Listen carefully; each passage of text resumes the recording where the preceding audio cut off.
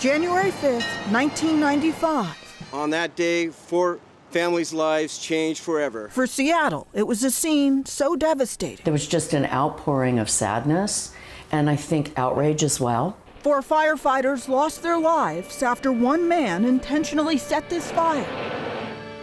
Mr. Pang, how do you plead? Guilty.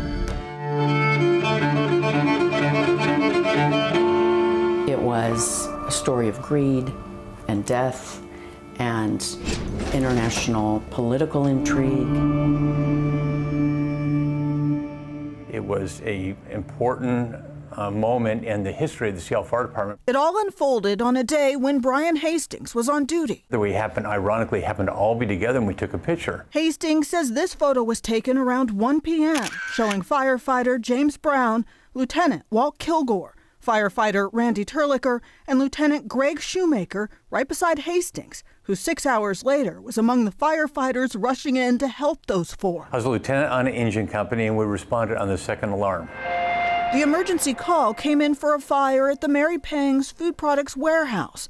It turned out to be a tragic event that former King 5 investigator Linda Byron covered extensively. The firefighters that came to the scene were fighting the fire, they thought, on one level.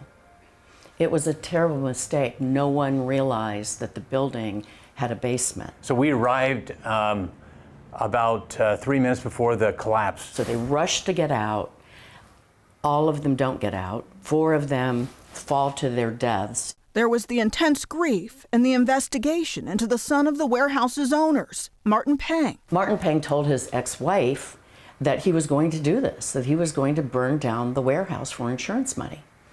And she reported it to the authorities. During the month of December, they had surveillance on the building and nothing happened, so they pulled the surveillance off. After the January fire, there was a manhunt for Martin Pang, who had fled to Brazil. He was in the clubs, he was out on the beaches, and people began to recognize him. Pang's arrest followed, and at that time, King 5's Linda Byron traveled to Brazil, where he was detained in a concrete cell and got the exclusive interview. Why Brazil?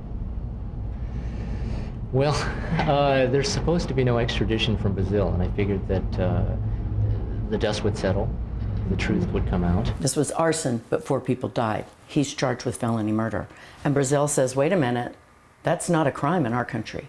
They said, we will not send him back to face trial for murder. The King County prosecutors had to go in and amend the charges. Pang was sentenced for manslaughter and arson. There'll never be a personal closure. There'll always be that big hole. The court handed down a punishment of 35 years in prison. 105 months on each count. Pang was released after serving 23 years. All these things are hurtful, painful to victims of crime, and we were all victims. The whole city was a victim of that crime. We just had to forgive and move on, learn from our mistakes. Hastings, a lieutenant 30 years ago and the assistant chief of operations today, says after what happened here, the Seattle Fire Department made major changes. The first is to understand what the situation is that you're in, and to that end we do a 360, which means we get a lap around the building. He says they rely on plans about the type of structure they're dealing with, the history of the building, and they do an analysis of fires. We're trying to remind people these are the gaps that we've seen at fires,